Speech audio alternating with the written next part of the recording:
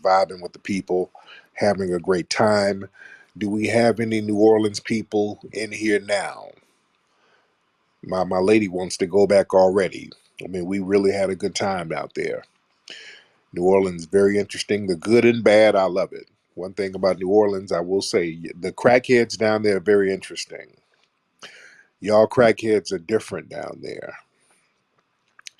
I don't know what y'all put in the crack down there, but it really gives them a different kind of flavor and an edge. You guys have some of the most original crackheads I've ever seen. And I talked to some people. Some folks was like, they're not even on crack, baby. That's just how they is. I said, no, it got to be crack. You just can't be like that. But yeah, good folks down there. And you guys need to visit. Go down there, check out all of the sites. Today we're going to try to go to the grave of Marie Laveau. There's a lot of cemeteries out there, and Marie Laveau, she was the famous hoodoo root work woman, and the cemetery is like in the middle of town. They tried to charge you to get in there. I'm like, damn. Yeah, they getting their money out there in New Orleans. Now we tried to go to a cemetery, dude. They tried to charge us to go to a cemetery. They had a bouncer at the front of the cemetery like it was a club. That's $45, baby. I'm like, what? Nigga, this is a grave site. But I guess so many people go in there. They were like, yeah, we're about to make a buck off this. They tried to charge us $45 each to go to the grave sites and go into a cemetery. I'm like, yeah, I'm cool. I'm cool. And like, I probably would have done it if we weren't in a rush. We're on our way to the airport. So, but if you go down there, you guys check that out.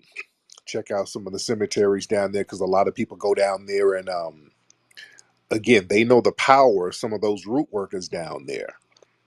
I keep telling you how real the root work is. I was paying homage to a lot of our root working ancestors, and the people know how powerful that is. And they want to go to these grave sites and leave little trinkets and leave their markings so they can soak in some of that root work hoodoo energy. And so many people do it. They're just like, hell, the city might as well make some money off this thing too. What's up? Everybody say what's up to my baby sis. Tia is in here. I just saw Tia in here.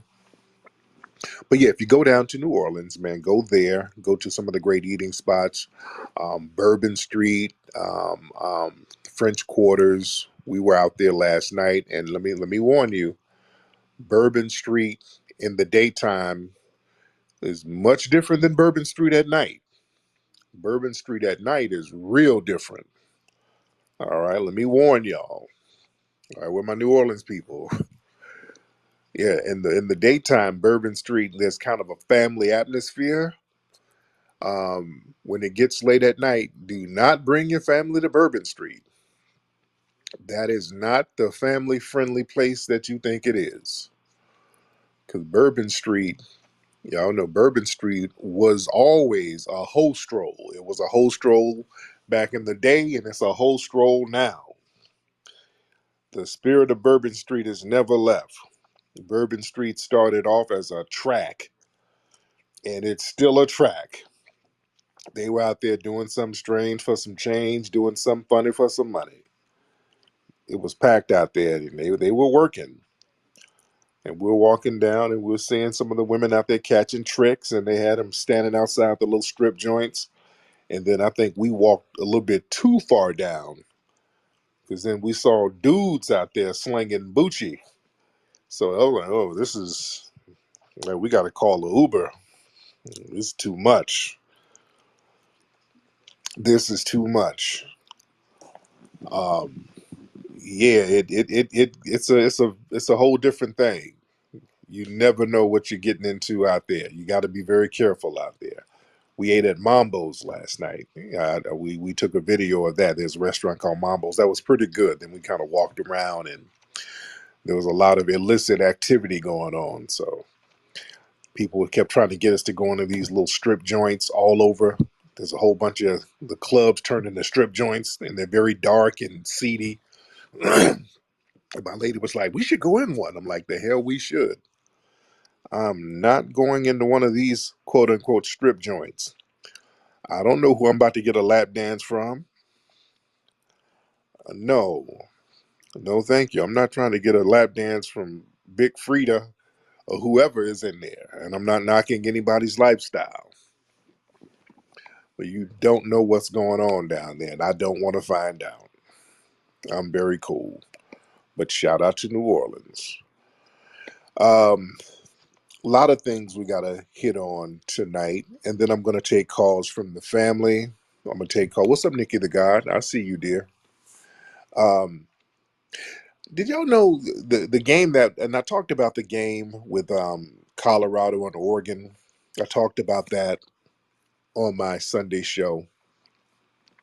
One thing I found out that they were talking about this, Keyshawn Johnson was talking about this.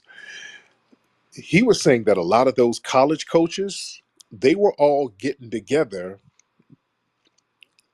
corresponding with the Oregon coach against Coach Prime. He was saying that a lot of the coaches all got together and they were all kind of advising Oregon on how to beat Coach Prime. These folks just got a little conglomerate together, all putting their thinking caps. All of these college coaches were putting their little thinking caps together and throwing the strategies out. And they were all plotting and planning on how Oregon could, you know, take out Coach Prime. So these people were very serious about defeating Prime. So we got to be very clear what our brother's going up against. We got to be very clear. You know, this ain't just some regular, it's not just a regular loss. Yeah, they could do better, but just know behind the scenes, these people are really, really, and I've said this before, they want Prime to fail so bad. Y'all better understand how bad they want him to fail. So they were plotting and advising each other, and you know they were really putting their little thinking caps together. That's why I'm saying that they got a bounty on Prime's best players. They got a bounty on them guys. You better believe they got a bounty on them. The way they're plotting, and they already took out one of Prime's best players, took him out basically for the season, right? So yeah, you better believe these folks got a bounty on some of those good players. So it's real out here. Don't ever forget that. Um, Now, what we're talking about how should black people feel about the border crisis? Trump put up a tweet, or was it a tweet? I don't think it was a tweet, but it wasn't a tweet. But I think he did a speech, and he said if he's elected, he's going to start doing mass deportations. He's going to get all of these people coming in illegally. He's getting them out of here. Trump said, if I get elected, all of these people hopping over here illegally, just flooding the borders, this border crisis that's going on, I'm going to clean that up. He was like, yeah, he's going to run on that. That's going to be his campaign fuel. He's going to clean this border crisis up by sending a lot of people back. And me personally, I'm not mad at that. I'm not mad at that whatsoever. You know, it's that border thing to me, it's not really working for us. So, black people, how should we feel about the border crisis? They're trying to get us involved and get us emotionally involved in all of this stuff. How should we really feel about this border crisis? You know, all of these people flooding over here, that's not helping us. That's not helping us at all. They're getting these people over and papering them up and giving them all types of resources. We can't even get nothing over here. All of the money's going to these people just jumping over the border. They're getting housing, grants, our tax dollars given to them. Um, Certain positions they're training them for, as far as the different markets out here. It's an interesting thing. So, how is that working for us? And what we get is certain people going into these neighborhoods, they'll flood them in our neighborhoods, and then the crime rate goes up, the scamming goes up. I mean, let's keep it real. I'm not even trying to be mean spirited, but we got to be very real. They let folks over, dump them on us. They're not putting them in the white neighborhoods. because some of the white corporations use them for cheap labor, but they dump them in black neighborhoods. And they understand that these people come from backgrounds they're not vetting these people. You don't know what kind of criminal that popped out of jail over there that they're putting over here. And black people are complaining around the country in these black communities. They're like, hey man, these folks are robbing and messing with kids and just doing a lot of weird stuff. We don't want them just being dumped on us. So people, we have legitimate gripes about this. It doesn't really work for us. Now, how do you guys feel about the border crisis? How do you think black people should react to this? Because the Democrats, this is their thing. So I want to know from the family, how should black folks react to this thing? Now we got somebody here. I don't know what kind of flag you got there. It looks like one of these troll accounts, but let's hop on. What's on your mind? I don't know what your name is. You got a bunch of weird characters for your name. What's your name, man? And while we're waiting on this person, whoever he is, to hop on through, dude with the British flag. I don't know what kind of flag that is, but you want to say something? Let's get the Prime guy. Prime, hop on. Man, send them back, man. I'm with you. Send them back. Right. They ain't give us reparations. They ain't give us nothing yet. Send their ass back. That's Yeah. all I got to say. All right. Thank you. Let's get America First. Hop on America First. Okay. We got some of this buck broken white supremacist nonsense. Okay. We got to get them out of here. When you get the white supremacists on here, they got to start posting Bucci Cat photos. They got to start posting their yearbook photos. Oh, we got to get him out. Boy, these white supremacists. Boy, the first thing they get to is posting Bucci Cats. Lord. And you know what's fun? I saw an article where one of these little janky, low budget white supremacist suspect publications, they were complaining about the movie Buck Breaking. They were talking about how certain things were inaccurate. As part of the movie Buck Breaking, there was a part where we talked about um, how European expansion globally, it was a homoerotic venture. Our brother um, Muhammad said that. He was like, this was a Wesley Muhammad. He said part of European colonial expansion was a homoerotic venture. It was fueled by a lot of homoeroticism, which was true. And they were like, oh, that's just hogwash. What are these Negroes saying? That is hogwash. How could they say that? Well, family, let's look at history. And if you haven't seen the movie Buck Breaking, go look at the movie Buck Breaking. The white supremacists love being in denial about a lot of stuff. These folks were, the minute they started to encounter men from Aboriginal areas, they would rape the men. Hell, that Alexander the Great was doing that. They were having sexual relations with the dudes, the young dudes. Hell, especially when those Catholic missionaries were going over to Africa. We're not whistling Dixie here. We're not grabbing for straws. Those Catholic missionaries going over there to Africa, raping the kids, they still do that. Look at what the Catholic Church is doing now. I mean, just look at what they do now. When they were on these plantations, they were raping dudes. Oh, God, that's so far fetched. It's not far fetched. It was European expansion, it was a very homoerotic fueled endeavor. Look at how they do now. Look at all the rainbow flags all over the place. Look at what they're doing right now. Forget about ancient history. Right now. Look at what they promote right now. You can't go anywhere without rainbow flags, and they're telling you people have to be non-binary and you got to respect the non-binary-isms, and they're passing laws where they're going to force this on your kids in school. They're doing this now, right in the open. They're doing it right now. So what do you think they've been doing? They've been doing this type of stuff. Not just they're just being more open about it now. What they're doing now is a form of buck breaking.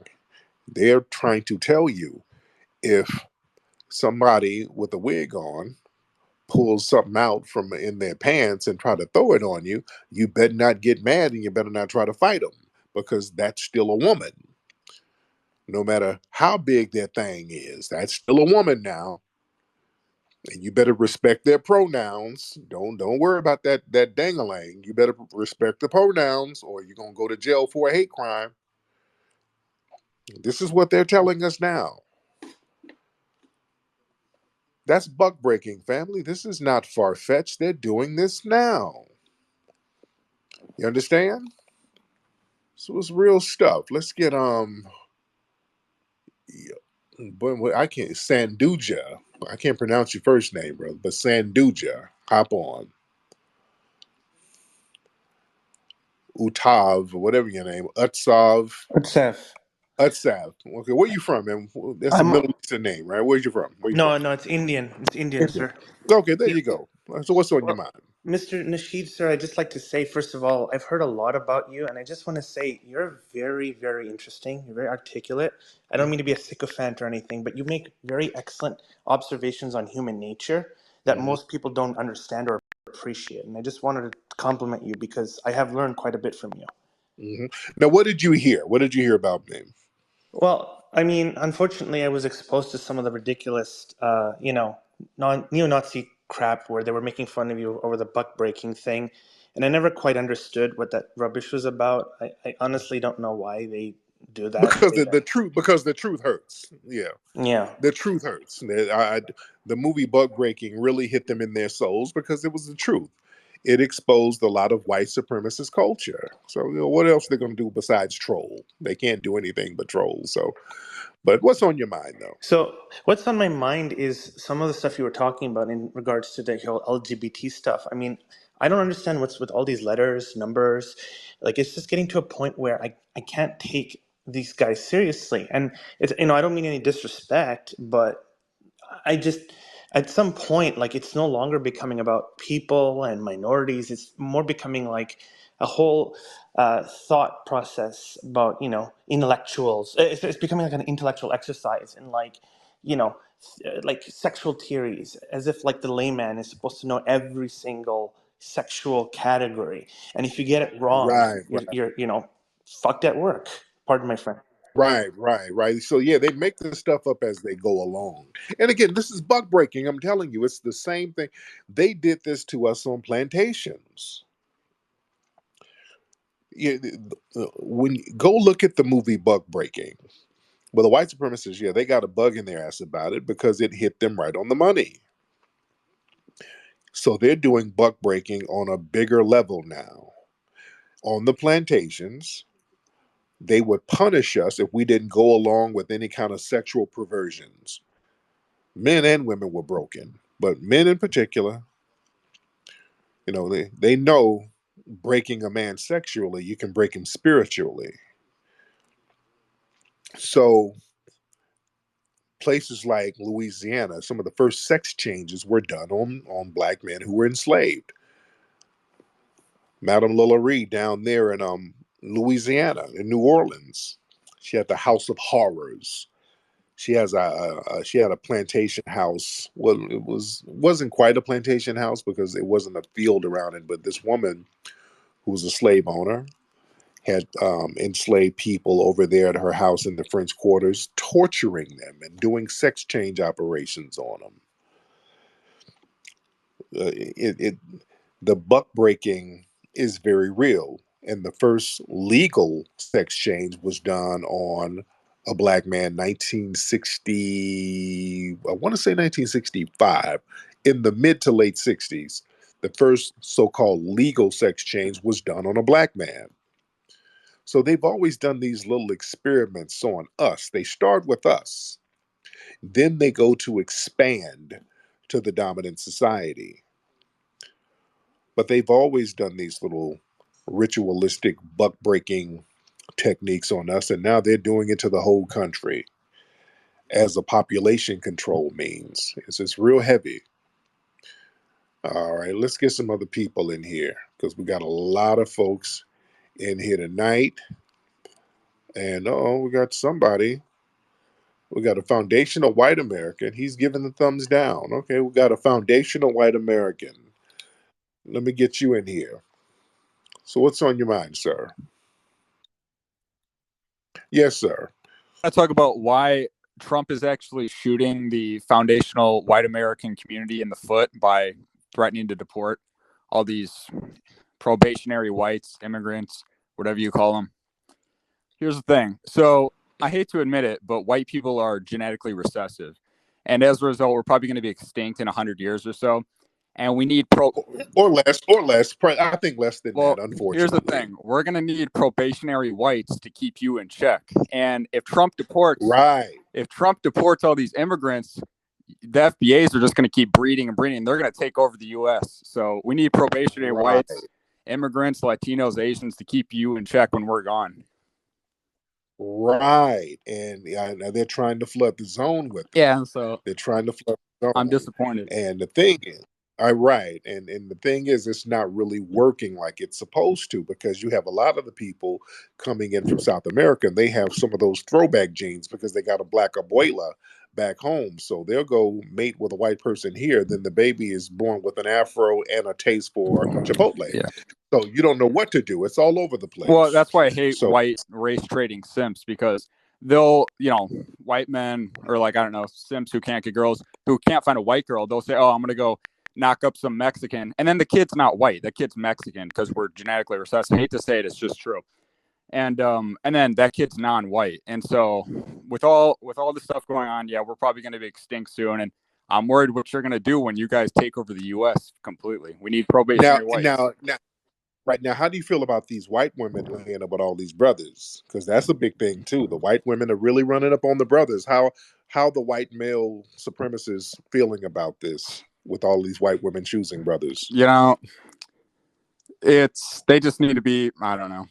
What do you do with them? They're race traders. We don't claim them anymore. They've lost their white pass. Right. Are you guys focusing more on the Asian girls now? No, because that's another thing. Because they're not white. Here's the thing. In order to propagate white society and foundational white American society, you need to have white kids. Here's the problem.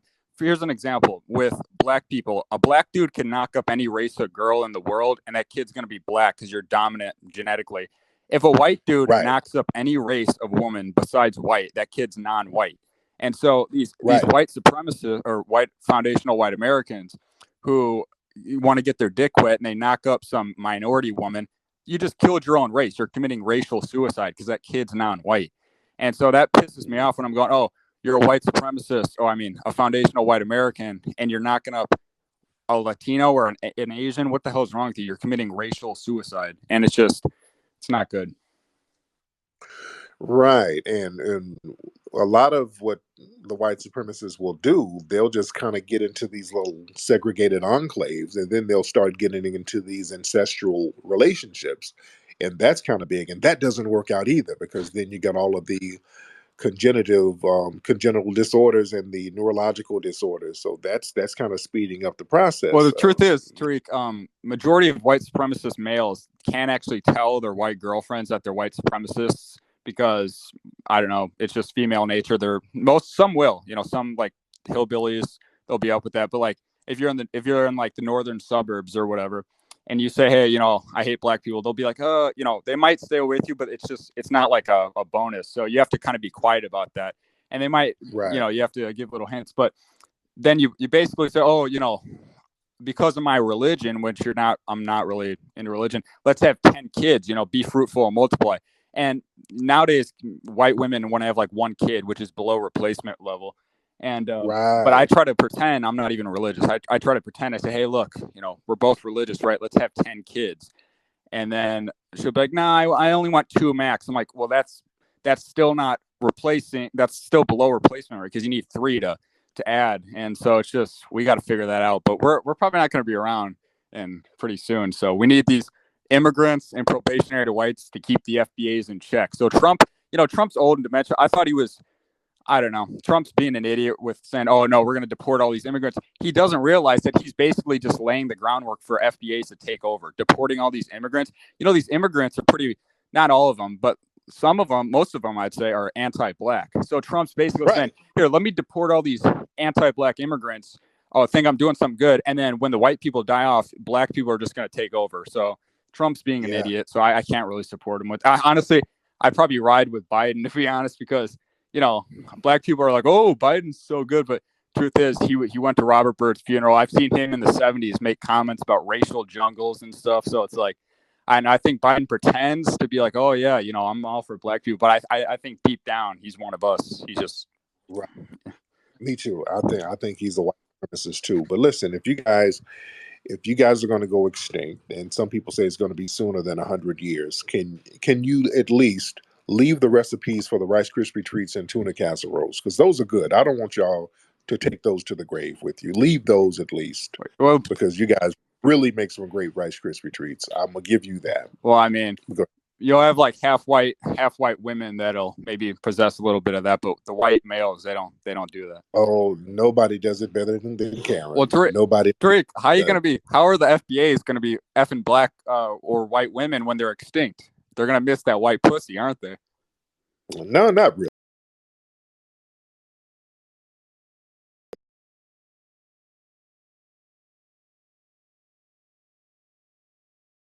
Still got it popping. So yeah, we still be good to go. Do not vote for Trump. Do not vote for Trump. He's actually indirectly shooting white people in the foot. Saying, "Oh, we're going to deport all these immigrants." Do not vote for him. He's being an old, demented idiot by saying we're going to deport anti-black immigrants. Don't do it. All right. Well, thank you so much, sir. All right. Okay. Yeah. Yeah, he's gonna be all right. I know that a lot of the white supremacists feel like them. They about to be up out of here pretty soon. He said 100 years. Many experts are saying it's gonna be less than 100 years. That's what a lot of experts are saying. The white supremacists, in particular, the main ones who wanted to segregate themselves and practice this racism and create these little enclaves, those are going to be the first ones to go. Unfortunately, that's unfortunate. I don't want to see anybody be extinct. I don't want to see that. That's not good. But the white supremacists, the nature kind of has a way of correcting itself. If you have a group of people, and I'm talking about the white supremacists, not white people in general. I'm talking about the white supremacists. If you have a group of people who create a system that's an inherently evil system, the universe will correct that. And the universe, it corrects stuff like that. It corrects evil doing, things that are unnatural. White supremacy is a very unnatural thing. It's a very deceptive and unnatural thing for the planet. All right, let me get some other people. Let's get Mary June in here. Mary June. All right. We get Mary June. Hop on, Mary June. Mary June, you want to throw your microphone on, ma'am? Okay, there we go. Okay, thank you. I just dropped into this conversation and I couldn't believe what that last guy was saying. What? I believe him. I believe him. I think he's being very honest, to be real. Well, race is a construct of modern white people. It's not real. So there's no white people aren't going to go extinct. They're just going to be different people. Who we choose to procreate with creates what we create. There is this concept that white is going to go extinct is ridiculous. I mean, it's like saying that humans are going to go extinct. We're not. Mm-hmm. Now, June, where are you from, by the way, June? Arizona. Arizona. Okay. Yeah, but there are a lot of people who believe they're like people who are classified as white. When you are mixing with all of these different groups of people, the whiteness kind of goes away and you amalgamate into a non-white category. And a lot of people believe that, man. Right. And my daughter is one of those people. But Yeah. that she's she's still a human being. She's not Right. she Now, is your daughter Latino? Is your daughter half Latino or is she half black? well, she's actually 24% African and 75% European. Uh, so her father was mixed Okay. race. Okay. What was he mixed with? What was the dad mixed with? Was he Latino? Yes, yeah. There you go. All right, let's say that because yeah, a lot of Well, Latinos, wait, he was well, Latino, but most of them, her yeah. genetics came out as she was only 2% Spanish. So basically it was Taino, Indian, and Black African. Hmm. Yeah, yeah. A lot of people in these South American countries, and I've said this many times, they're actually black and some of the indigenous tribes down there, and they have very little Spanish Right, ancestry. They just speak Spanish. right, They just happen to speak Spanish. They were right. colonized by the Spanish. Exactly. So, right. Yeah. But yeah. It's an interesting thing. Um now out there in Arizona. Arizona is very beautiful, by the way. Thank you. Me and my lady like going out there. We love it Thank out there you. in Arizona. Yeah, it's Um, beautiful, but we've got some crazy people. yes, We indeed. got some Yes, crazy indeed. people out here. Yes, indeed. Anyway, thank you so much, June. I All right, appreciate thank you. you. Oh, June about I see June had a picture of her and Barack Obama. Okay, I should have asked her about that. And June is a liberal. You see, and see that's the difference between June and the foundational white supremacist American who called them. The foundational white supremacist guy, I can respect his honesty. He was very honest. What he's saying, he was being very honest. And I don't have a problem with that. He was being brutally honest about how they felt. And that's cool. Yeah, let me know what's going on. Let's not play games with it. He is being very, very brutally honest, and I can respect honesty. All right.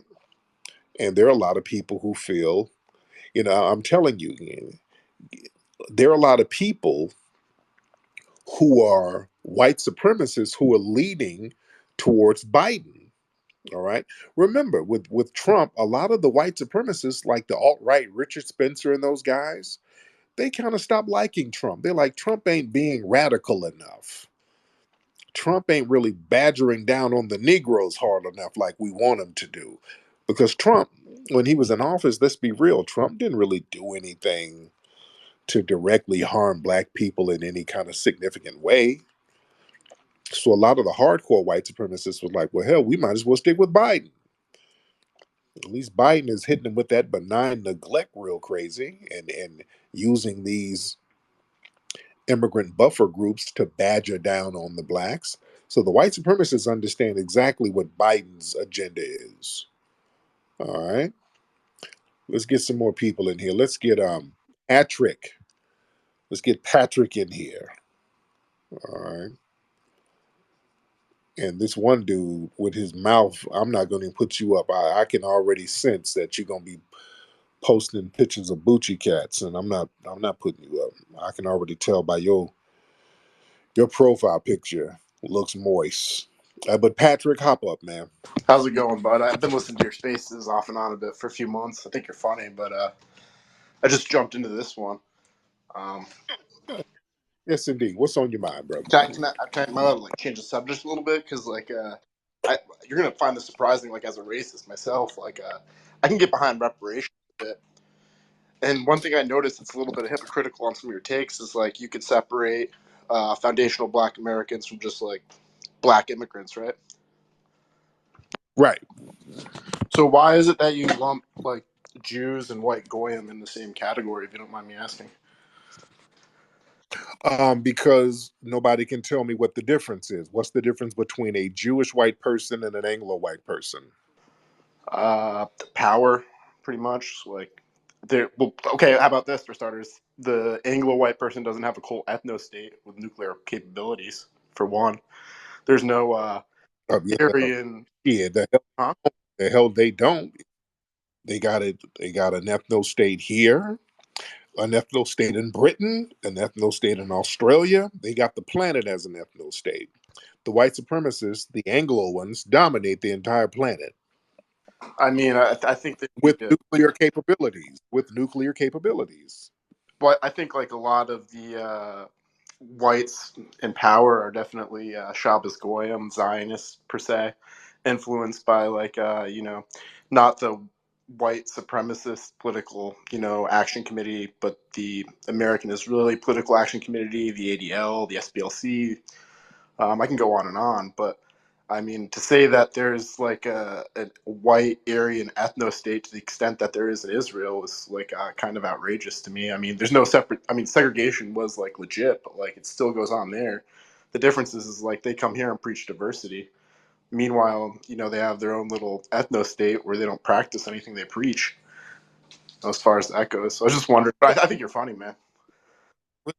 But the white supremacists here, the Anglo white supremacists, don't practice what they preach. They preach democracy and equality, and they don't practice that. It's racially based. Everything is racially based with the white supremacists. Many of these police chiefs and these prosecutors and these judges who are Anglo, they uphold white supremacy. It has nothing to do with anybody Jewish. They're doing it because they're on the white supremacist code. So there's not one secret cabal of puppet masters making these Anglo white supremacists uphold white supremacy. There's a code of conduct, and that's where the power is. All of these white supremacists from different ethnic and racial, not racial, but ethnic and religious backgrounds all get on the same code based on skin color. That's why I say, what's the difference between a Jewish white supremacist and an Anglo white supremacist? Because you have white supremacist groups who actually had Jewish members. The American Nazi Party. You had they had a guy who was a secret Jewish guy, and he got outed by the press in the 1960s. So what's the difference? There's no difference. If certain people can change their last names and blend in, there's not really a difference. So white supremacy is white supremacy no matter who's practicing it. So I don't get into the breaking the white supremacists up in different types of ethnic or religious groups when they all get on the same anti-black code against us. It makes sense? That makes Yeah, sense? that kind of does. My perspective is like my biggest problems, like in my life, would be like in this order: Jews, then women, then police, then probably like the LGBTQ community as like a father, But I think the difference between women and men is probably bigger than a problem in my life than whites and blacks. I know a lot of black people. I don't have any problems with them. You That know what I mean? But like right, but that's like yeah, that's more of a smoke screen. A lot of white supremacists like to do the whole hot potato thing. Well, I'm not the racist. The No, racist no, is over I'll say I'm there. racist, dude. I like segregation better. I think it was like better for white people and black people. Black people don't need Jews and whites like mixing with them. They had better lives when we were segregated. They can manage themselves fine. I think the same's true for white people. But since the Civil Rights Act, in my opinion, like when they started like forcing diversity down our throat, destroying the nuclear family, these problems kind of like led to some of the issues we're facing today a little bit, or exacerbated them, I guess, in my opinion. Right. And Patrick, your family immigrated from Ireland, right? I don't think so. No, I'm not too sure. I have my father's father came from Germany. Um, my mom, I'm not sure that they're like an Aryan mix. I have no clue. I haven't like 21 and meet it. I'm like a mutt. I'm an American mutt. I'm white. Okay, so they never told you where the fuck they were from. They never said, "Hey, we came from Norway or we came over here from Scotland." Nobody ever said anything. My mom's side, like I don't really know. Like on my mom's side, like I don't really listen to women that much. Like I forget my mom, but like I'm just gonna. Because I'm hearing some Hispanic flavor in your voice. I can. No, I'm not. Well, I speak three languages. My second one is from Colombia. Like I had a baby in Colombia. I just moved back. Well, I have a house in Colombia, South America, and then I have a house here in America. But I'm definitely white. Right, I understand that. No, I understand that, but is there some Hispanic ancestry in there somewhere? No, no. Not on my part. More my daughter's part for sure. Like her mom. Well, I understand that, but sir, it sounds like you sprinkle Goya powder on your chicken. I can hear it in your voice. Ah, I think there's some. I think there's some. A lot of you guys who you think come I'm from Spanish, Hispanic bro? ancestry. That's the first. Yeah, I think y'all try to hide it. A lot of times y'all try to hide it. Y'all start talking about Germany and all this stuff, and your family is straight from Guatemala. No, not me, And a lot of bro. Like I could send you pictures of me. Like I haven't done a Jewish 21 in me, bud. But I'm just throwing it yeah, out there. Like, but you really think it's all white people and it's just a skin thing? yeah, or is it 21 and me, or is it dos uno and Vente, and vente, me? vente uno, I guess. Oh, vete uno. Okay, I don't know my Vente uno. Vete uno and me. All right, brother. But anyway, man, thank you so much, man. Thank you for the All call. right. All right. Yeah, a lot of these people be lying about their ancestry when they start talking about their German. I know. Watch that when they start talking about their German. Well, I got some German ancestry. They try to seem more white and Aryan. The Germans were uh, in white supremacist culture. They're perceived to be this strong, intelligent, domineering European. They sit up and talk about how they got all this German ancestry and your ass from Panama, some damn where. Yeah, all right. So you got to watch that. You got to watch that. Let's get Cleopatra Jones. Cleopatra Jones in here. All right, Cleopatra Jones, and we are in here heavy, by the way. A lot of people in here. Cleopatra Jones, hop up. Cleopatra, you want to turn your microphone on? That would be phenomenal if you turn that microphone on. Is it on now? There you go, Miss Oh, you Cleopatra. must got a thing for me.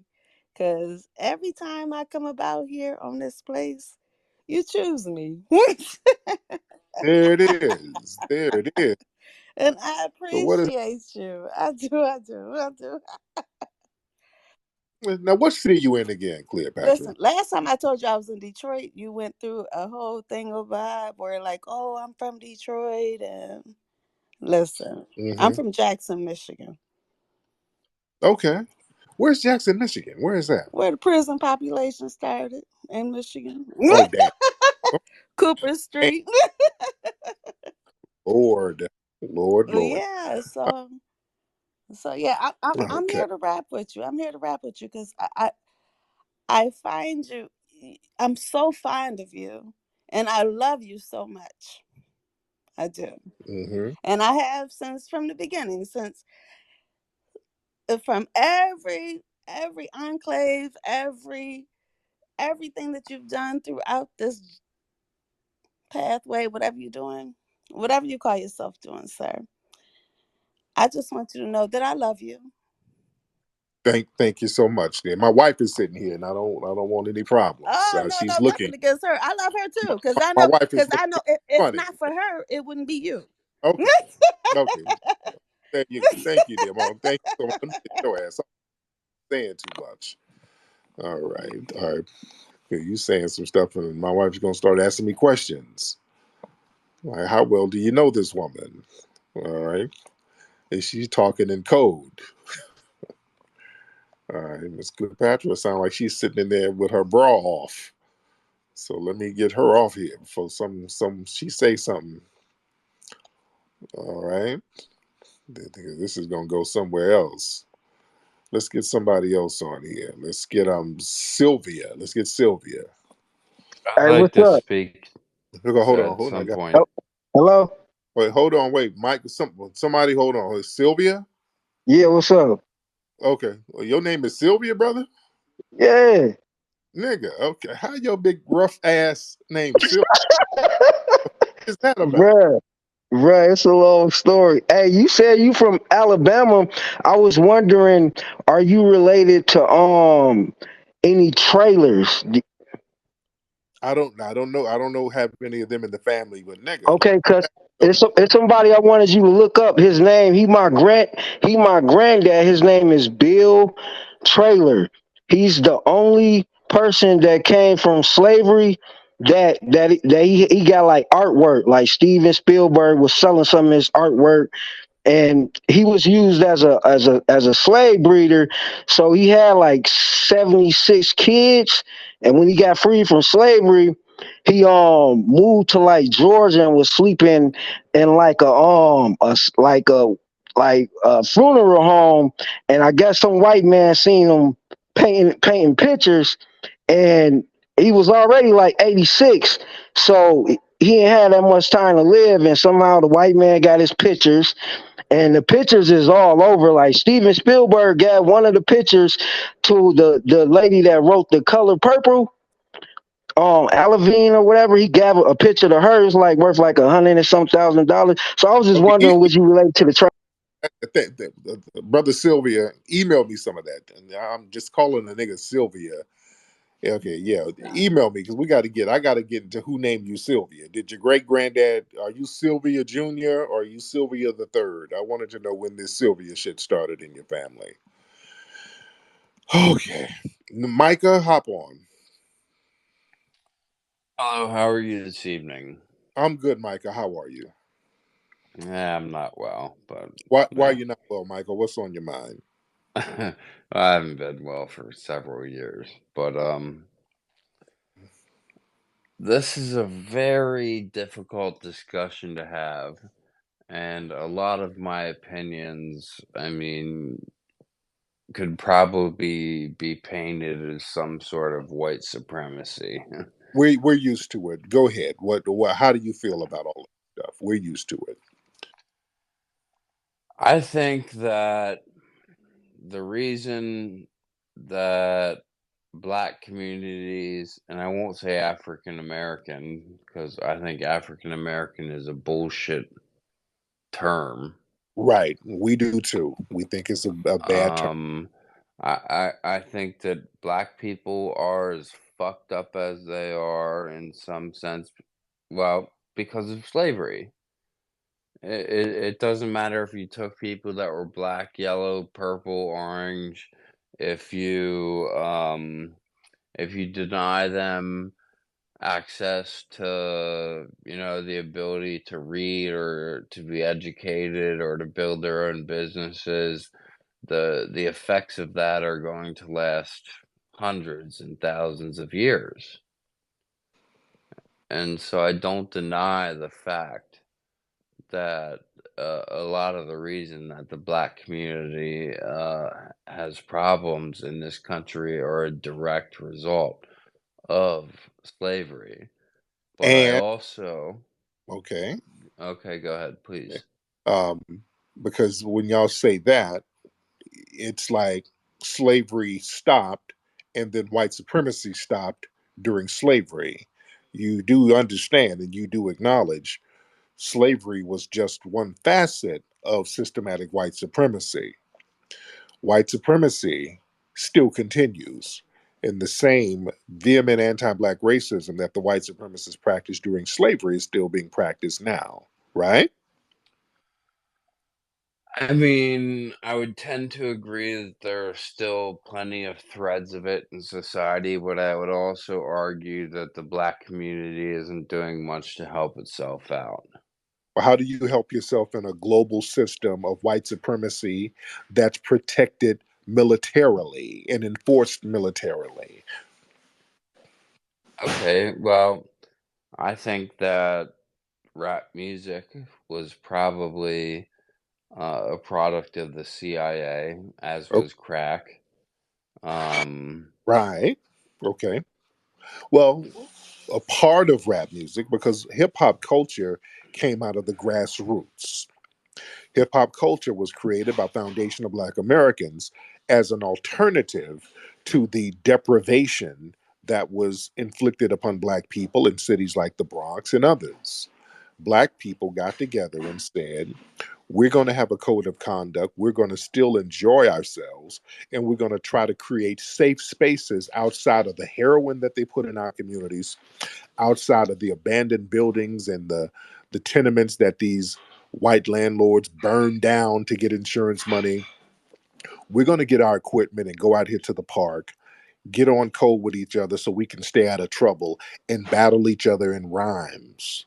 And we're not No, going that's a beautiful thing, but my question is, why do the rhymes have to deal with the degradation of women, the glorification of violence, and selling drugs? that came in the late 80s, early 90s. In the 80s, you got to remember, crack became a negative thing, and it's negative to this day because the rappers got together and got on code, and they all said crack is a whack drug to use. Back in the 80s, when there was still a lot of grassroots consciousness, when black people were still somewhat in control of the way hip hop culture was viewed, black rappers said, we're going to get together and let people know that crack is a whack drug and you shouldn't do it. That's why crack is negative. Now that hip hop music, and I'm saying the music aspect, is corporatized, the white corporate structure pays their artists to promote mollies and ecstasy and all of these designer drugs, Percocets. That's why it's acceptable to the young people now who listen to this stuff, because the white corporate structure controls what you see on the airwaves now. So Okay. it's back to the white supremacists. It's Yeah, back to them. I hadn't considered that. Thank you for opening my eyes to that. Yes, indeed. But I just, I mean, is there a solution? Yes. We got to replace the system of white supremacy with the system of justice. The problem is white supremacy. There's no way around it. No matter. No, that's bullshit. Oh, really? Okay. What issue do we have that's not controlled and orchestrated by white supremacy? Just one issue.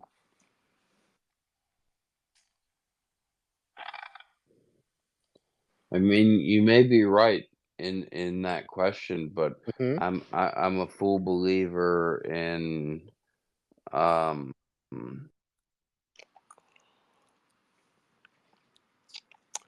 Ding, ding, ding, ding, ding, ding. if Let's it separate. I mean Go ahead.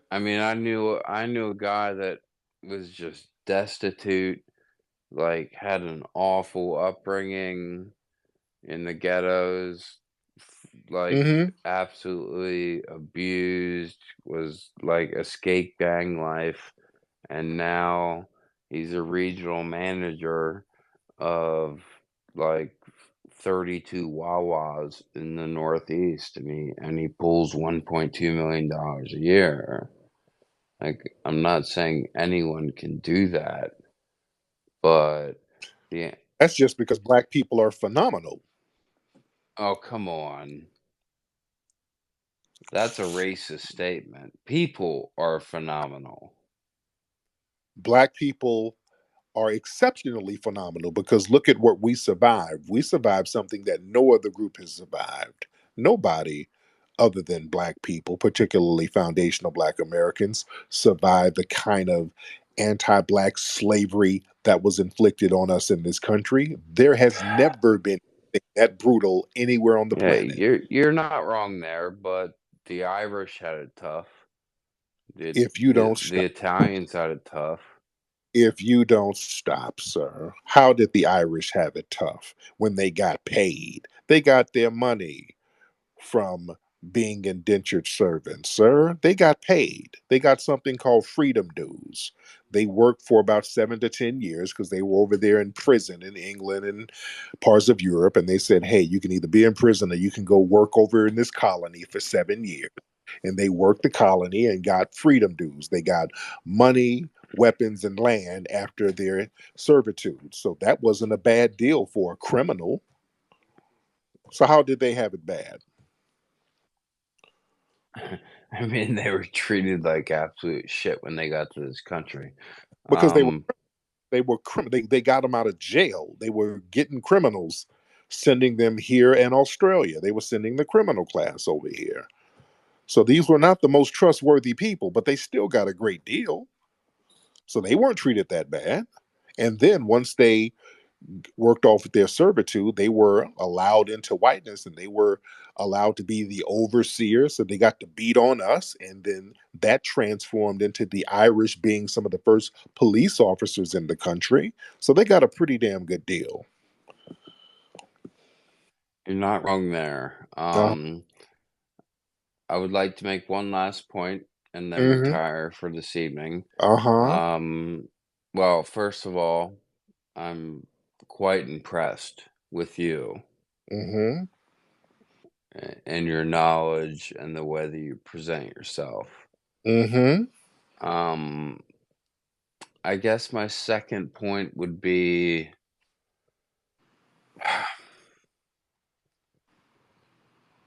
this. I mean, this is tough to say. Go ahead. Democrats are modern day slave owners. Not disagreeing with that at all. And the reason being is so you can empower people or you can disempower people. I believe that one should or a society should lift people up, give them the opportunity to better themselves. Not tell them. If you tell someone that, oh, hey, guess what, your life sucks because you're black or because you're gay, like I'm gay, I fucking hate it, like, but I don't think the path to happiness is to tell people that they are Wait, now, let's hold on for a minute. Now, you saying you're gay? You're gay?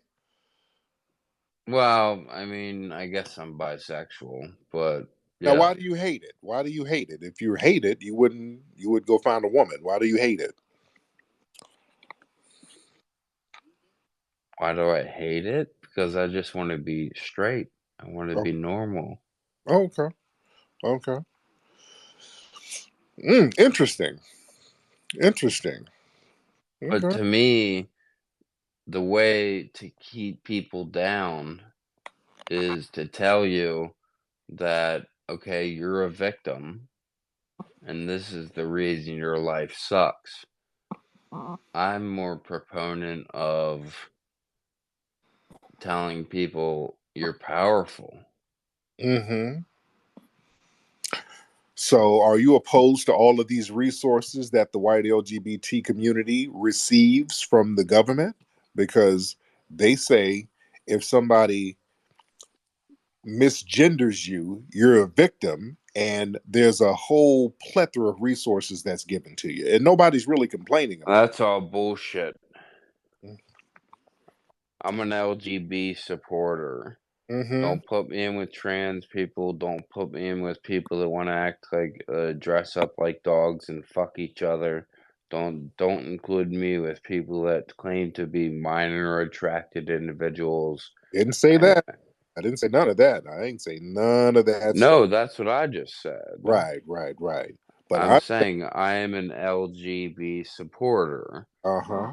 Thousands of years, men and women have, in different facets liked each other or loved each other or had attraction to each other. But then when you add the TQIA plus asterisk bullshit, it's gotten completely out of control. Um, the fact that I think, and I'm actually happy that they started fucking with the kids. No, no, no, no, no. I don't like that. But here's the thing. Let me put it No, in. but can I finish real quick? Go ahead, because The this might. reason I'm happy they started fucking with the kids is because that's where people are gonna fight back.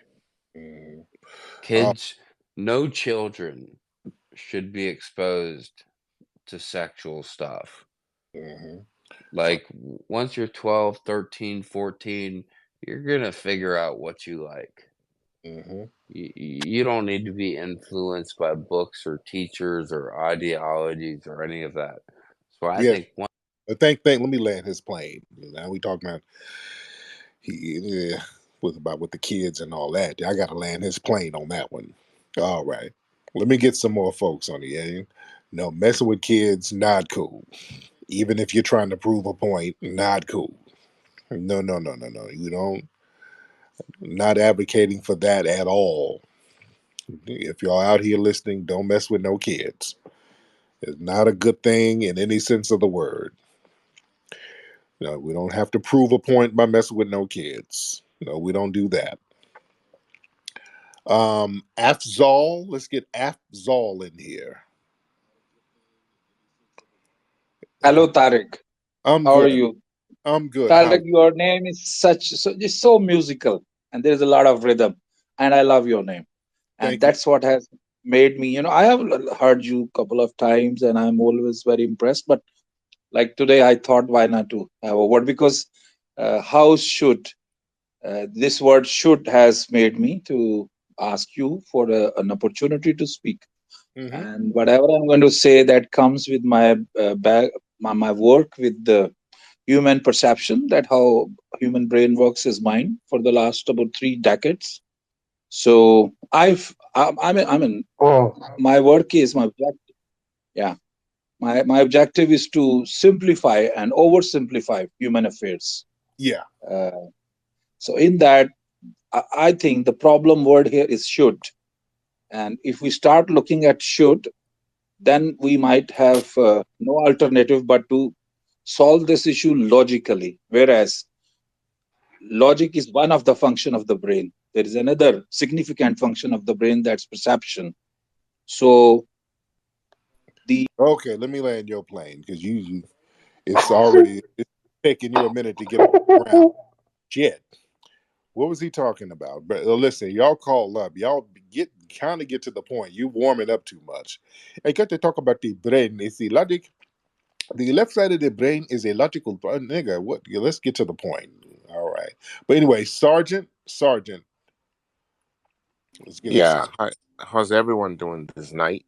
Um, and thank you, Tariq, for the opportunity to speak. Um, what's good, what Tariq? hold on, I'm Jabola. sorry. Go ahead. Go Yeah, ahead. can you hear me, Tariq? Yes, go ahead, Sergeant. Yeah, thank you for the opportunity to speak, and I like your stance when you came up with the, affirmative that it doesn't matter what point we're trying to prove when we don't have to bring kids into it. That's a no. Right. That's Right. why the society, protects them. And because they are feeble, they don't have a mind of their own. They're impressionable. They can't be it can be easily turned this way or turned that way, and they should be allowed to get to a point where they are able to make their own decision by themselves, and that's when adulthood or maturity comes in. You Yes, sir. understand? So I like that Yeah. stance. Thank you so much. Let me land your plane. Let me get Jabola. Jabola, hop in. Then I'm gonna get media. Jabola, Hello, Tariq. Can you hear me? I'm good. Jabola, how are you? I'm good. How you doing, Tariq? I'm good. What's on your mind? Yeah. So I just wanted to ask you like a question, right? Yes, go ahead. Um.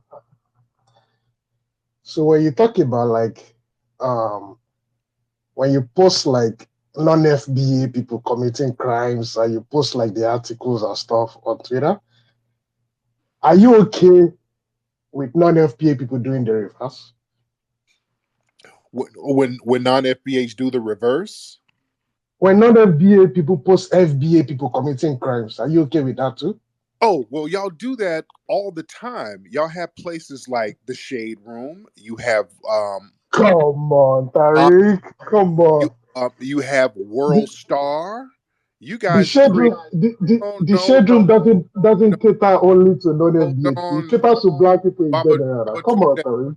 Baba Tunde, hold on. Y'all have whole That's platforms not my where name, man. Come on. Baba You Tunde, can see my name. Come on, Tariq. Tariq, y'all come have on. whole platforms where y'all do that, brother. Let's keep it real. Y'all have See, whole boo boo. Y'all have whole platforms where you do that. You guys run these websites, and it's always these non-FBAs running these sites where you show the bottom barrel of foundation of black culture. And Tariq, when Tariq, and Tariq. no, go ahead, go ahead. Am I telling the truth or not, sir?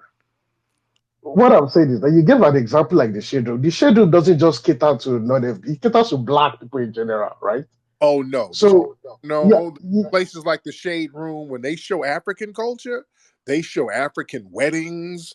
They show the beauty of Africa. They're not showing people over there with flies and their stomachs out and all of that stuff. All of these sites, World Star run by non-FBA, Boss Up run by non-FBA, Madame Noir run by non-FBAs, they always come around us showing the degradation of black culture, gender warring, all types of negative things.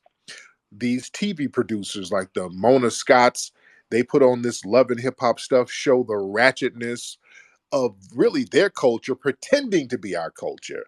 So you guys do that all the time. And when we post up a news article of some of the scams and some of the stuff that goes on, y'all like, oh, yo, don't do that. That makes us look bad. No, no, no, no, no.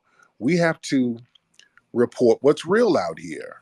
Because what happens is when you guys commit crimes, you guys just want to be black so that we absorb that, and we're not absorbing that. So oh when my Tariq, Tariq, this is it there, right? At the end of the day, you are causing division, right? no, I Like know, no, wait. Let me no, talk, I'm Tariq. not See, causing division. Tariq, No, no. The division is with all of that tribalism over there, sir. That's the division. You guys are so divided over there, and then you try to bring that division to us, and we're saying no. You understand? Don't put that. You guys are causing division. You guys are tribal. Tariq, you're not letting me talk. You're not letting me. You're muting me now. Come on, bro. Yeah, because we're getting the real. You guys are very Come tribalistic. on, man. You Come guys on. Let me talk, Tariq. Come guys on. Give me. are the masters of division over there. You guys are hella divided, and you guys undermine and undercut each other. Nobody's on code, and that's why everybody's trying to flee to get up out of there to come over here and be divided with us. Let's be Okay, real. Tariq. Yes, So sir. okay, this is another thing that you see. You say we flee, right? Like you say Yes. we flee. So Flee. the way The capital F. yeah. Wait, I know. When you say we flee, you make it sound like we are like part of like the illegal immigrants, trying to cross the border, Brother, right? brother, Wait, brother, listen. brother. No, no, no, No, no. Don't try. No, no, no. Just keep it real. Y'all be fleeing. We've seen the videos. There's videos of ships pulling up over there in West Africa, East Africa, whatever, and the dudes are just scattering to get on. Y'all trying to get on anything floating to get the hell out of there. If there was a border to cross, you would have crossed that border. You treat the ocean like a border. Let's keep it real. Don't play games. Just keep it real. Y'all be fleeing to get up out of there. Tariq, you're not allowing me talk, right? You're I'm not gonna let you allowing me talk, talk. but go ahead. But we're gonna keep it real Okay. tonight. But go Now, ahead. Go ahead. yeah, I Go know, I ahead. know, I know. Now, when you tell people, right, when you say we are fleeing, right, you Hmm. make it sound like you make it sound like we are part of like the illegal immigrants like coming from the border in like Texas or something. Majority of us when we come here, just don't cut me off. We come here through like the educational route, right? Someone like me now, I came here to do my master's degree, right? And I was able to get a job after. That's how majority of Nigerians that I know come here. So when you keep saying we are fleeing, we are not fleeing. We are looking for better That's opportunities for fleeing. That's ourselves and our family, still fleeing, sir. right? So But getting a scholarship abroad to study abroad is fleeing. It's like is that what fleeing is? Is sir, that is that is that what you define fleeing? Getting a scholarship to go and do your masters or your PhD in America, that's fleeing. okay. I mean, you can call it how you want to call Yeah, it. no, yeah, Bounce, Tariq, let's speak facts now. you, Come on, bro. Come you on, bounce, bro. brother. You bounced and you're never going back. What part of the U.S. did you? Of course, of You're not course. going. So You bounce and you of never go course, back. it's an investment, right? You come here, you study, you're like you are building the future for your family life, and that's how it works. Like you know that.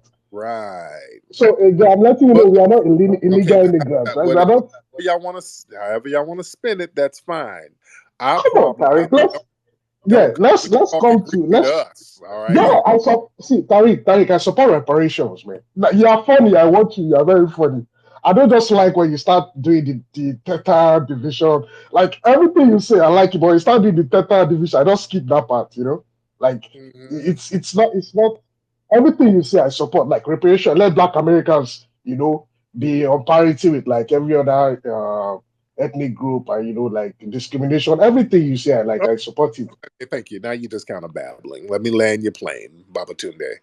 All right, let's get media media right. Then I'm gonna get Debbie. Media right, then Debbie. Yeah, how you doing? Thanks for letting me speak for a second. Yes, indeed. So, back to the main topic of the space here. Um, Clearly, you and people like you, not that there's that many people exactly like you, but I think even AOC said that Biden's weakness is the border. So clearly, it's starting to get noticed by more and more people who traditionally wouldn't say something like, your recent tweet there about looking at Donald Trump, maybe giving him a chance. I don't know how much sarcasm there was or not with that. But, No, there's none. There was zero okay. sarcasm. To be honest, Trump politically, I don't really have a problem with Trump politically. Now, personally, there's some things that's questionable, but politically, I don't have an issue with Trump because Trump hasn't done anything politically to really harm black people when he was in office. If we're going to be honest, he didn't really do anything to really harm Right. us like Biden. Biden has done things to harm black people. You understand? But go ahead. Yeah, Go for ahead. sure. No, I agree with what you just said. So, I mean, I'm sure you and I would probably have a lot of differences, but on this topic, we probably agree. So, how many black Americans, though, do you think will actually have the needle moved on them regarding this border crisis? Or do you think it's just a few pundits like yourself and others noticing it and talking about it? Or do you see like a bigger group actually starting to notice it too and saying, Oh, this is going to take away our political leverage as the demographic continues to be changed and a different group's now going to get more of the pandering from the Democrat Party than what they used to do? here's the thing: a lot of black people are not feeling this immigration thing. They just don't show that in the media. What they do, they'll get their hand-picked, what we call the boule black people who are part of these little organizations. They'll get them and say these are the black leaders and have them speak up for immigration and talk about how great it is. But a lot of these people are immigrants themselves. Foundational black Americans who are out here on the grassroots, and there's movements all over the country, especially in Chicago, where people are in the communities. Black people are saying, hey, these immigrants, this isn't good for us. We want them out of our communities. They're just not getting the national spotlight because a lot of these people are coming in committing crimes against people in these black communities. They're draining all of the resources that's supposed to go to black people in these communities. You have homeless black people all over the country. We're trying to get resources for them, and our tax dollars are going to some of these illegal immigrants who are just coming across the border. Nobody's vetting them, and our tax dollars are putting them in hotels and getting them monthly stipends. And we're saying, hey, man, what the hell is this? So there are a lot of black people on the grassroots who are not feeling this thing. That's why when they do these political polls, they show that the black support for Biden is not what they want it to be. They're in trouble and they know it. Right. So are you concerned that racial rhetoric from the far left and also things like um, financial assistance programs will keep a large percentage of people voting the same way that they traditionally do, even though they might agree with what you're saying, but they're concerned about maybe losing some financial assistance or maybe even, being called Uncle Tom or some racial thing like that. Are you concerned that that'll play a part, or do you see a real awakening coming? Well, what the media does, the media plays this game where the only time they'll talk about racism is if they could put it on right wingers. And I think that's a trick bag narrative. And I always try to warn black people of that. When the dominant society, when the white media talks about anything racial, they have to put it in the laps of the Republicans. And that's unfair because the Democrats practice the same type of anti Black racism. They do all of this stuff. Well, look at Trump's America, all this racism under Trump. Well, look at all the racism under Biden. So I think that's a very unfair assessment for them to try to dump racism just on the Republicans because Biden and those guys, they try to run Black America like it's a big plantation themselves. And we're calling them out on that. And this election cycle is going to be very, very interesting. It's going to be very interesting. But yeah, we'll see. We're going to see what's going on. But anyway, but thank you All for the right, call. thank Let you. me get some more. All right. Let's get Debbie. Debbie, hop on. Hi, hi guys. Hi, Debbie. How are you? Oh good. I'm just I I follow everything what you guys talk about and all this kind of stuff because I care 100%. I really care. Yes. And um so really I can agree to disagree, you know, when it comes to Biden.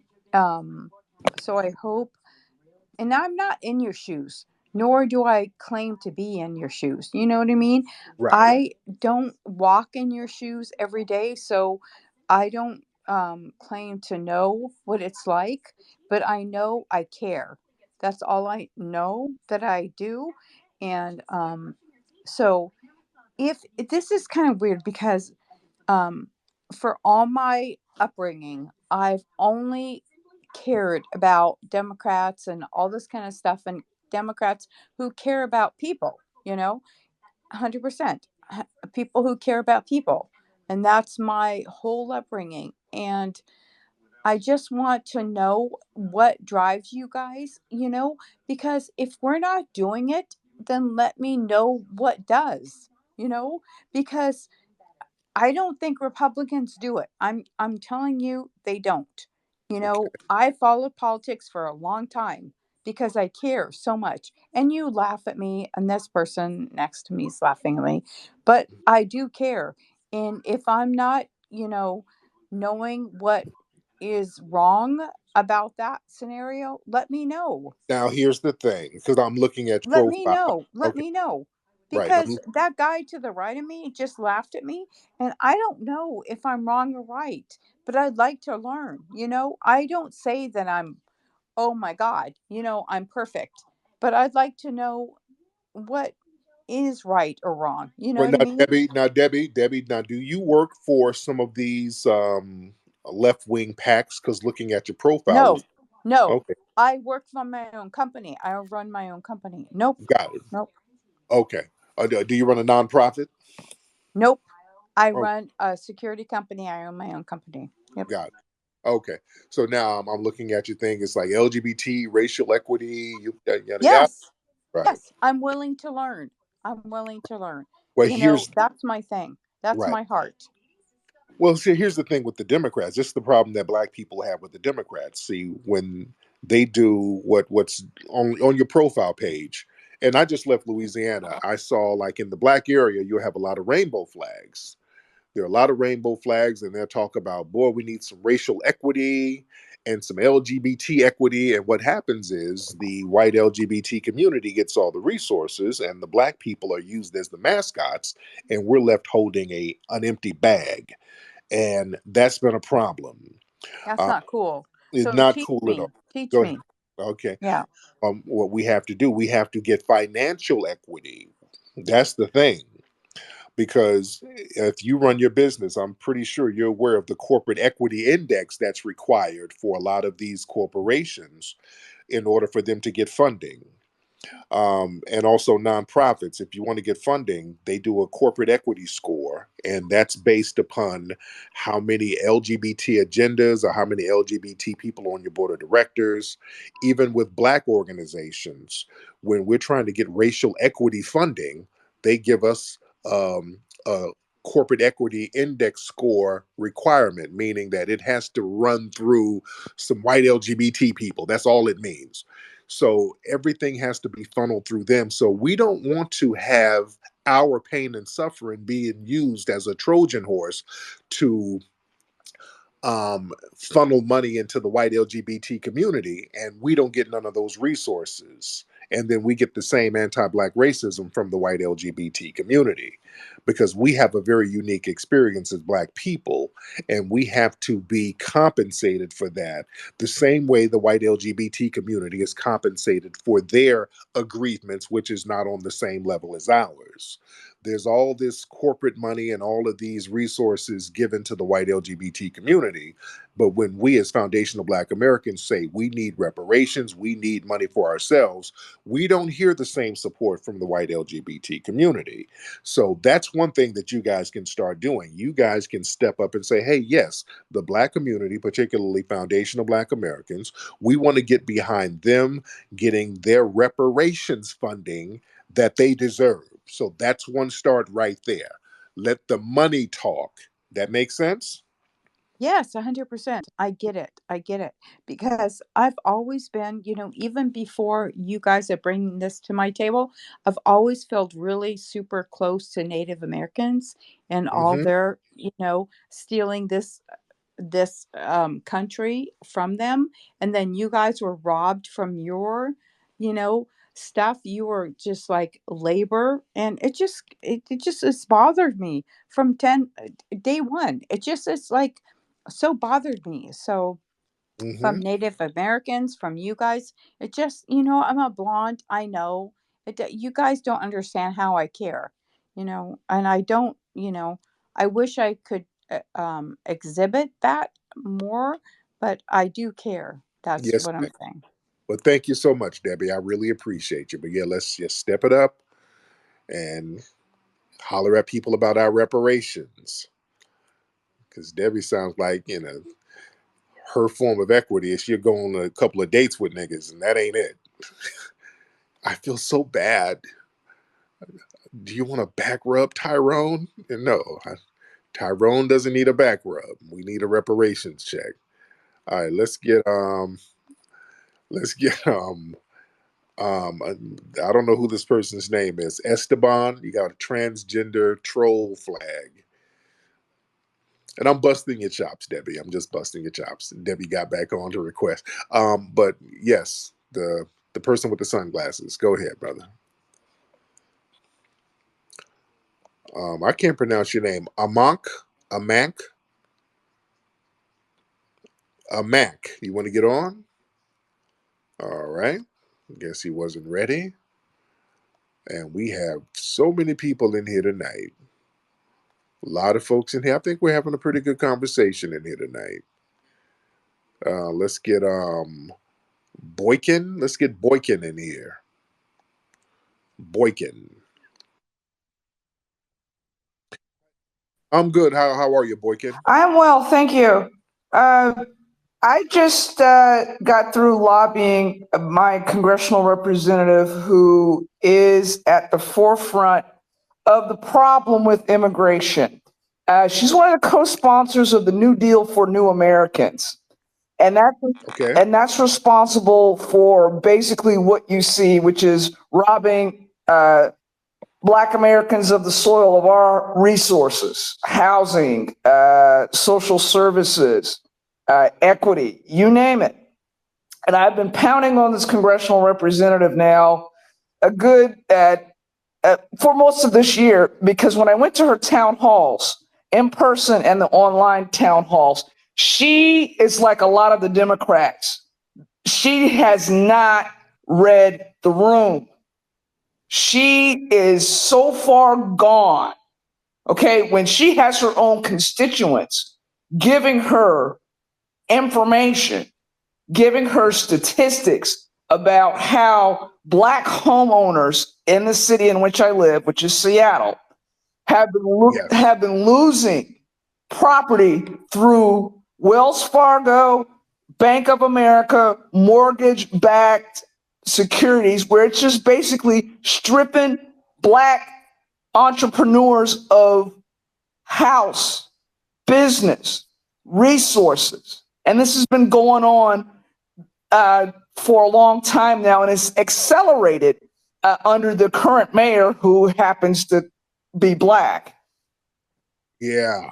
Yeah, and that's another thing folks got to watch out for. Just because they'll put a black mayor in these cities, they got white puppet masters behind some of these black mayors. Don't do not be fooled by that.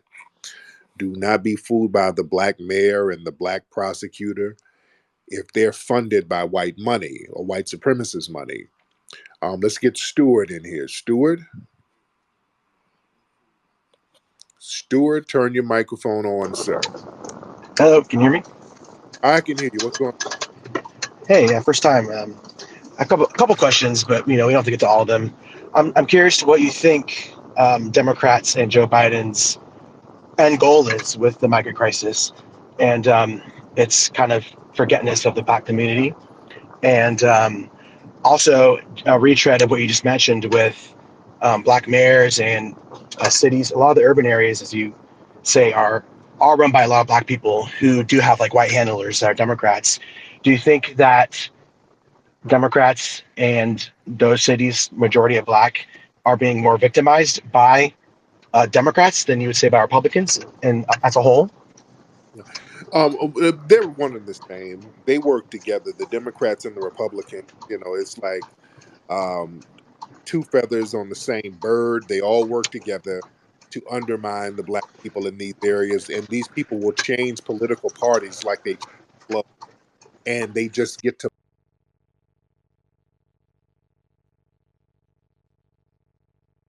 The whole thing is all about systematic white supremacy working in conjunction with Democrats, Republicans, independents, whoever, all with an anti-black agenda. No matter what their differences are, they know that they can come together and say, okay, what can we do to keep black people in this position? And that's the problem. We're saying that can't be the deal no more. And a position of like what perpetual victimhood, Well, no, as you'd say.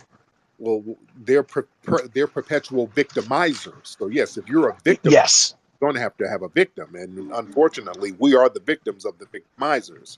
So we're saying we don't want to be victimized by nobody. So this is why we are trying to get some real equity as far as finances. Now you mentioned that Trump has his policies have never really undermined Black people. Right.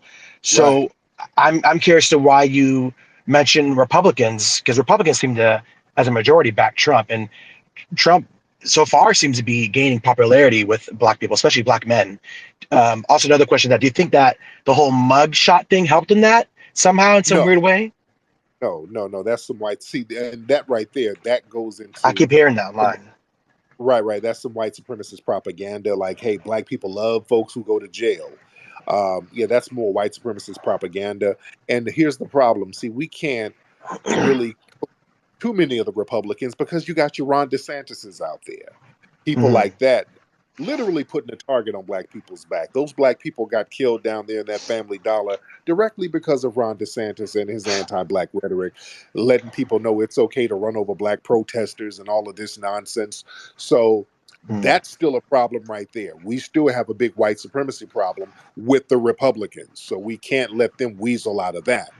So we have to look at the lesser of two evils when it comes to the grand scheme of things. And we have to say, okay, if we go with one knife, does the knife have edges on it? So it's an unfortunate decision to make. We ultimately don't want no knife in our backs, but we're trying to work towards what's the best option for us as a whole. And the best option as this at this point is to be less immigration because this immigration thing is really harming the black community. For sure. Well, if you don't mind, Guy, just bring up the mugshot again and your interpretation of it being white supremacy. I I have like a theory that maybe it's based not on that Black people go to jail because that's where they like him, but maybe that Black people seem to throughout history be targeted in the criminal justice system, and maybe that wrongfully targeted. Like look at like the 1994 bill that Joe Biden talks about a lot. That put Black people in jail for minor drug charges, et cetera, all that stuff. Do you think maybe the camaraderie might come in that they might think that this person is being wrongfully targeted, like their communities have for decades and decades and decades and hundreds of years, actually, and maybe that's where it comes from with the mugshot, not necessarily the fact of the stereotype that Black people are in jail more often for crimes. What do you think about that theory? No, I think a lot of people. kind of warmed up to Trump a little bit because Trump pardoned a lot of people who were in jail right before he got out of office, Mhm. and I think that went a long way. Lil Wayne and Harry O, a couple of other people back black, so he pardoned a lot of people. Whereas the Biden administration, they didn't do anything like that. So Trump getting a mugshot, that was there was some propaganda saying, "Well, look, he's black people really love him now because all he's in." No, that's horse Well, tradition. I mentioned Brittany And also Griner. Giuliani, and also with Mhm. Giuliani had a mugshot. And people were like glad Giuliani had a mugshot because Giuliani wrongfully accused a lot of black people with that whole stop and frisk thing. So this was karma for the Giulianis of the world. Mhm. So we looked at it from different perspectives. But what Trump the thing is with Trump and the black community, Trump just didn't undermine us like the Biden administration is. So they can't really run the whole well Trump is a racist. They can't run that game. So, they got to come with something else. And we see the con game for what it is coming from the Democrats. Personally, in my life, the most racism I've seen has come from Democrats. Right? I live in Oregon in the Portland area, and some of the most egregious stuff I have heard has been from people who are left leaning. That's me personally. I think people could say that that's different for them, and maybe in some red states. But I've heard some truly insane stuff, especially in 2020, coming out of a lot of the white liberals' mouths in Portland, and it Right. definitely changed my outlook. I'm Cuban American, right? My mom was half Afro Cuban. My grandma is full Afro Cuban, so that makes me a quarter. Yeah. A quarter. So Yeah. I'm not really black, right? But I'm not 100 white, and a lot of my family is not white.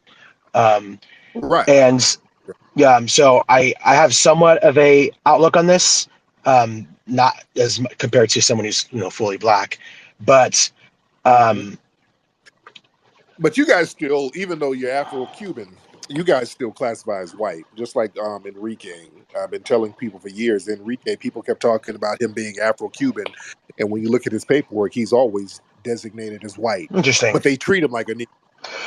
Well, They still they were heavily victimized by Fidel Castro's government. They were targeted more than, let's say, other Cubans were, and especially by Che yeah. Guevara. And that's one thing I want to bring up is a lot of white liberals, they go posting Che Guevara on their social media, and then they say Black Lives Matter.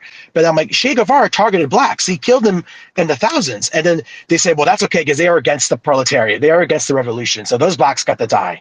So that's where my head starts spinning. It's like, whoa, whoa, whoa, whoa, whoa, whoa. Okay. So are we for Black Lives Matter or not? Because you're posting this killer of black people, some of my relatives back during the Yeah. revolution.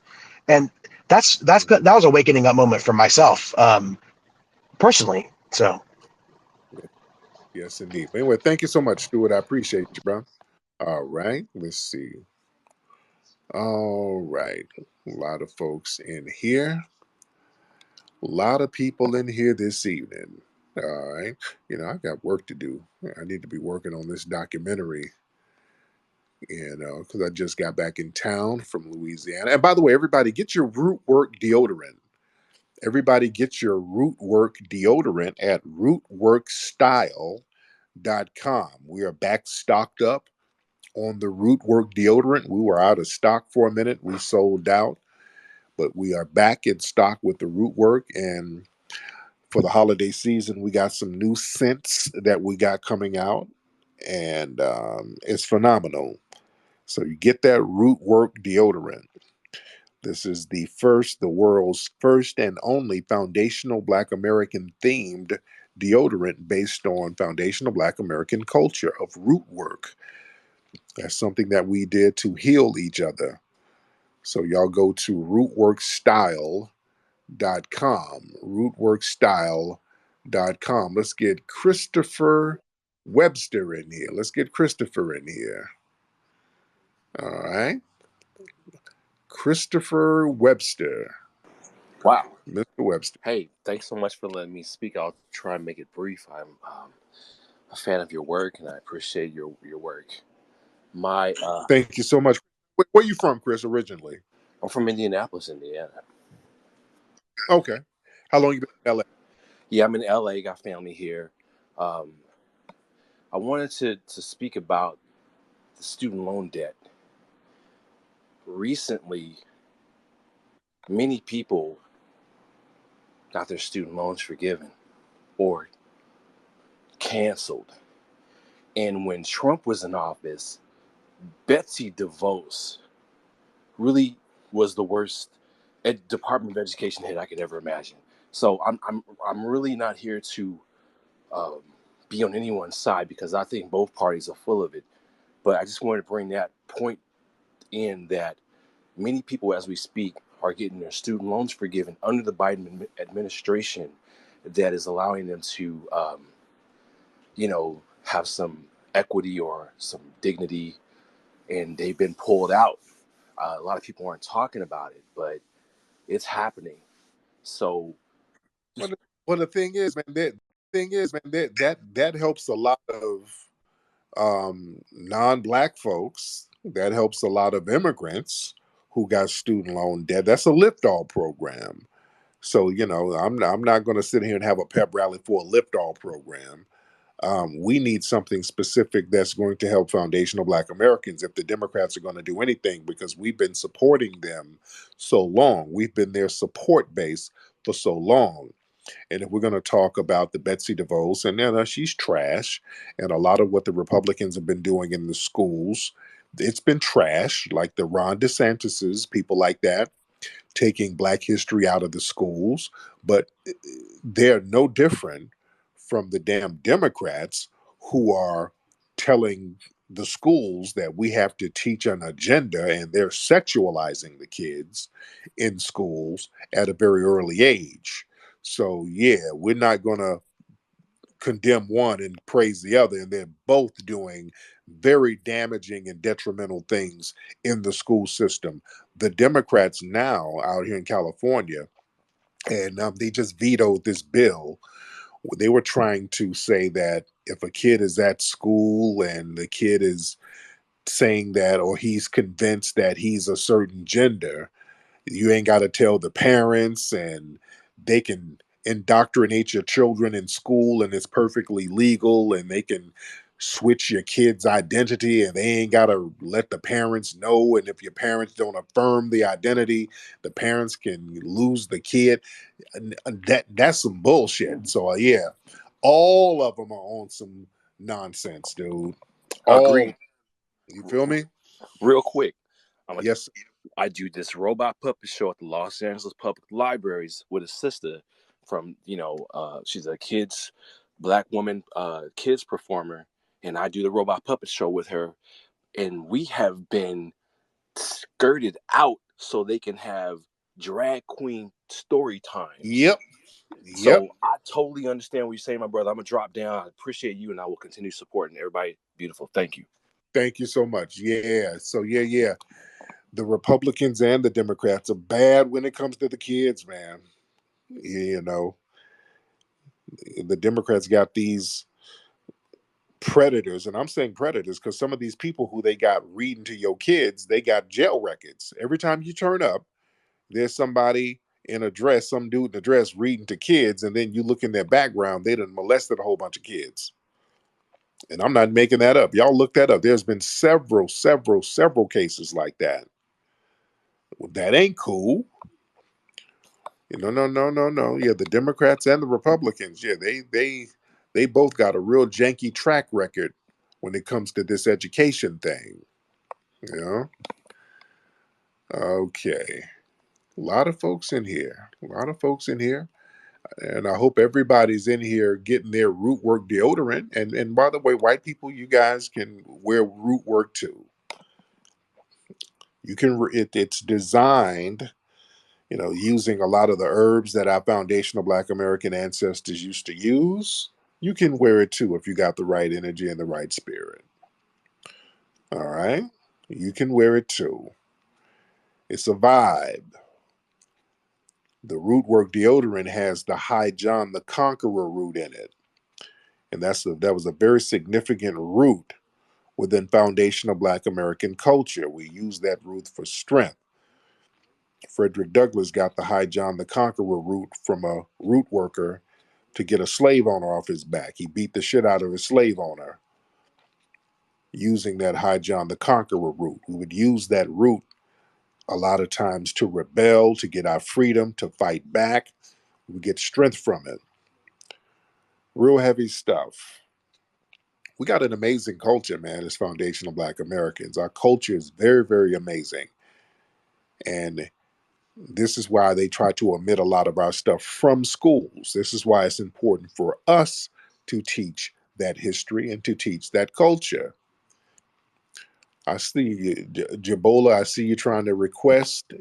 You were kind of babbling, and a lot of y'all brothers, man, unfortunately, y'all just kind of babble the same thing, and we get tired of explaining the same thing. Y'all say the same exact thing.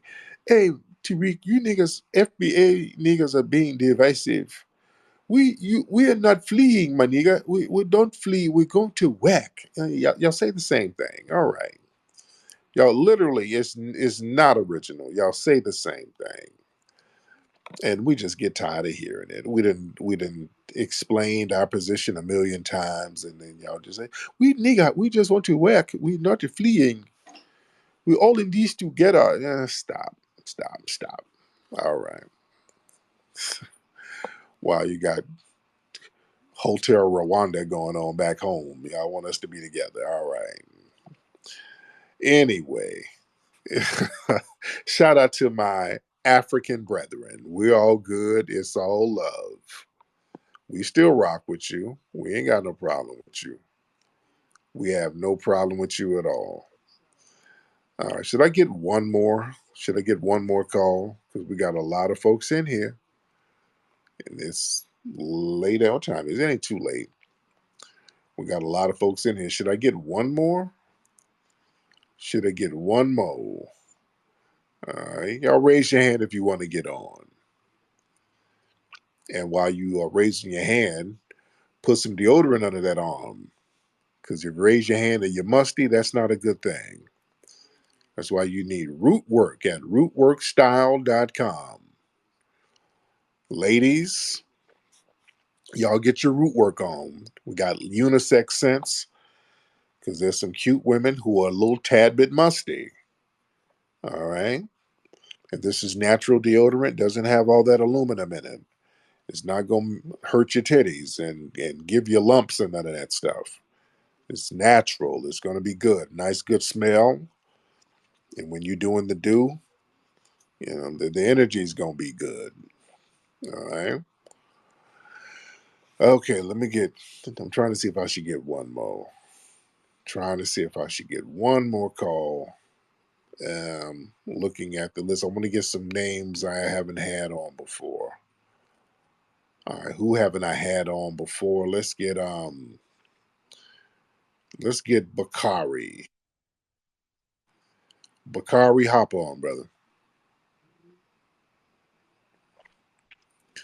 Waiting on Bakari. Bakari, Bakari, Bakari. I hate when I try to get one last person on and then the person gets up here, don't even turn on their damn microphone. All right. And we got a lot. I'm looking in the list here. We got a lot of new faces here. A lot of people are just kind of lurking in the background, chilling. I ain't mad at you. All right. Okay. Bakari, I'm going to get you out the mix because you don't want to talk. You just want to listen. If you just want to listen, that's fine. If you want to just tune in and ear hustle, that is fine. Let's get Shay in here. We'll do Shay. Miss Shay is raising her hand. All right, Shay. Let's get Miss Shay. Hi. Hi, Shay. How are I'm you? great. How are you, Tariq? What's on your mind, beloved? Um, I just, speaking on the topic, I just wanted to say, with this upcoming presidential election, like, instead of just thinking, blue, just thinking Democrat or Republican, like, other parties. I know previously you had spoken on, Cornel West and said that you weren't like 100% sure on his stance on reparations. And to be honest, he really hasn't clarified it. But Right. I would rather, like, at least somebody that I know that if we're able to speak to him, who could get our point across, instead of just two parties that we both know at the end of the day, even if they go in that office, they're not going to do anything for Black people, for foundational Black Americans. And I will say, I am not a foundational Black American. Just There you go. off the tip. I'm not even gonna Yeah, front. Like, but yeah. at the end of the day, I am a Black person walking the streets of the United States, and like, Where I've you from? Where you? I'm. You can't tell by my picture. I got the forehead, Tariq. Your retreat. no, no, I'm Somalian. I'm Somalian. I Okay. got the Well, forehead going. okay. I But knew it was close. 100%, I respect and understand that, you know, foundational Black Americans are what, is responsible for where we are in this country today. And again, I 100% support reparations, and I would rather that you guys think of it another serious party, instead of, again, both of these parties that we know are not going to do anything for Black Americans once they're in the office. Real talk. Real talk. Thank you so much, dear. And I zoomed in on the forehead. You had some bayangs covering your forehead. Then I took a zoom. I said, "Oh, you are Somalian." Okay. But shout out to you, beloved. Kimmy, let's get Kimmy in here. Kimmy, I'm trying to fill out the group, so I don't know. okay, you're trying to fill out the group. Yeah, I mean, I'm just like, like I live in Arizona, like, and there's literally like people coming over the border, taking over our jobs of, Hmm. like even Black people, or my husband that is like, he's not, he's blue collar, and I'm very concerned. Like Yeah. I just saw in our county, like they're literally letting over 12,000 people a week in Tucson. And so Wow. Wow. how do we deal with that? Like I'm not against anybody. Like I just think there's got to be some kind of like formation, like what's going on? Like what are you going to do with these people that are coming over that are being enticed? They're being enticed by our government, and Yeah. we're trying to be replaced. Like I'm sorry, but like this is what's going on. Like with our tax dollars, like why? Right. Yeah. And the thing is, that when these people are being led over here, they're dropping them down primarily in Black neighborhoods. They drop them right down on the Black community. And again, nobody's being vetted. Some of these people are coming straight out of jail. You don't know nothing about some of these folks. And they just pop over the border. They lay them down right in the Black community. And then we're like, damn, what the hell is going on? So our little meager resources go into undergirding what's going on with these people. And it's just not cool. And surprisingly, a lot of Black people on the grassroots, they're not cool with this immigration crisis. Despite what they show in the media, again, the white media, they're going to try to make it seem like we're all okay and singing kumbaya. We are not. We are not feeling this stuff. We ain't feeling it. The national media, they don't like to show this. But a lot of foundational Black Americans are like, hey, we're cool on this. This is not it. Yeah. And these resources can be utilized for the people here. And they should be utilized for the people here. Because again, you got some of these people who are being sent into the Black community and they're over here running scams, just like that article I showed the other day over in DC. Some dude from Zambia over there working at the post office, scamming millions of dollars. And then he tried to hop back on a plane and go back home and they caught him. So he's out there in DC scamming the Black folks. And when things get hot, these people can just up and bounce if they can, you know, underride the police and they don't get caught by the authorities. But, this is what we're dealing with. These people who are set down into the Black community. And allowed to do all of this weird stuff. And if we call them out, they try to guilt and shame us by saying, well, you niggas are divisive. Dude, we ain't supposed to be kumbayaing with just any and everybody because they got a little speck of melanin here or there. That ain't it. We ain't playing that game. We're just not playing that game. We need the people here, particularly foundational Black Americans, we just need to get the resources we need to get because we've been harmed by a lot of these different policies and we need to be prioritized. And that's all there is to it. And we should not be ashamed to prioritize our needs. You know, there's a lot of Black folks out here who are suffering because of economic deprivation. And we should say, hey, we as Black people need to be prioritized. We don't want to be a part of no catch-all policies, no student loan forgiveness, no Medicaid, no catch-all projects. We need specific resources where we are prioritized. And we got to stop being afraid to say that. Anyway, guys, that's been real. I think we had a great conversation this evening. Everybody go to rootworkstyle.com. Get your Rootwork deodorant, all natural, foundational Black American themed deodorant with the High John the Conqueror root in it. We got 2 scents, um, vanilla and coconut butter, and we got some more scents coming soon. And you guys are going to love the deodorant. Anyway, guys, y'all have a great evening, ladies and gentlemen. Puppy